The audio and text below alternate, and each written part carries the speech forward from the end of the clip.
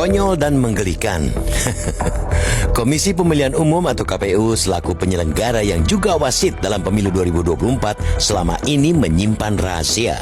Diam-diam lembaga itu menggandeng Alibaba, raksasa teknologi asal Tiongkok, dalam komputasi awan atau cloud untuk sistem informasi rekapitulasi atau Sirekap.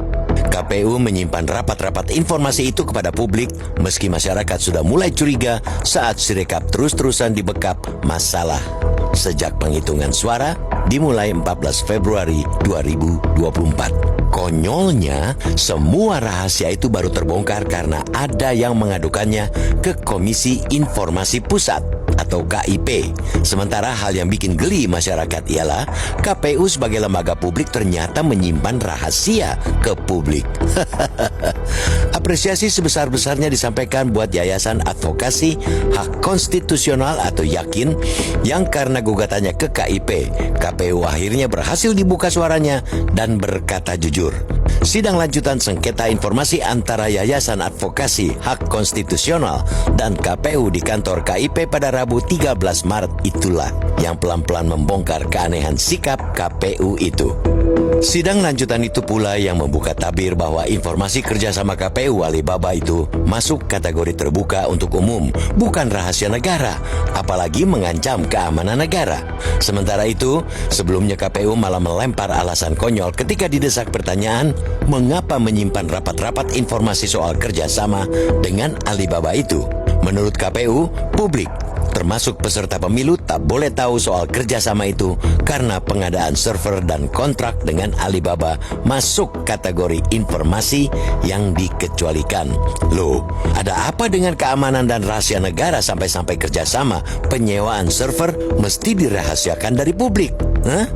Siapapun mahfum, pesta demokrasi dari Sabang sampai Merauke perlu menyewa jasa partikelir alias swasta dalam pembuatan sistem hingga penyimpanan hasil penghitungan suara.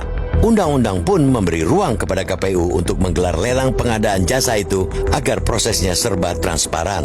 Lalu, apa yang sesungguhnya disembunyikan KPU sehingga pengadaan servernya harus dirahasiakan atau perusahaan pemegang kontrak tak boleh diketahui publik? Hah? Aneh dan lucu karena pengadaan barang dan jasa pemerintah diperintahkan oleh undang-undang dilakukan secara terbuka kecuali menyangkut keamanan dan rahasia negara. Setiap warga negara, apalagi pejabat negara, tentu terikat dengan kewajiban untuk menyimpan rapat-rapat rahasia negara. Sanksi pidana sudah menanti bagi yang membocorkannya. Akan tetapi, apa pula yang perlu dirahasiakan dari proses dan hasil penghitungan suara hasil pemilu? Hah? Bukankah pemilu berazas langsung, umum, bebas, rahasia, jujur, dan adil sehingga tidak ada dusta di antara kita? Hah? Sikap KPU itu jelas menyulut kecurigaan masyarakat akan netralitasnya sebagai penyelenggara yang juga wasit pemilu.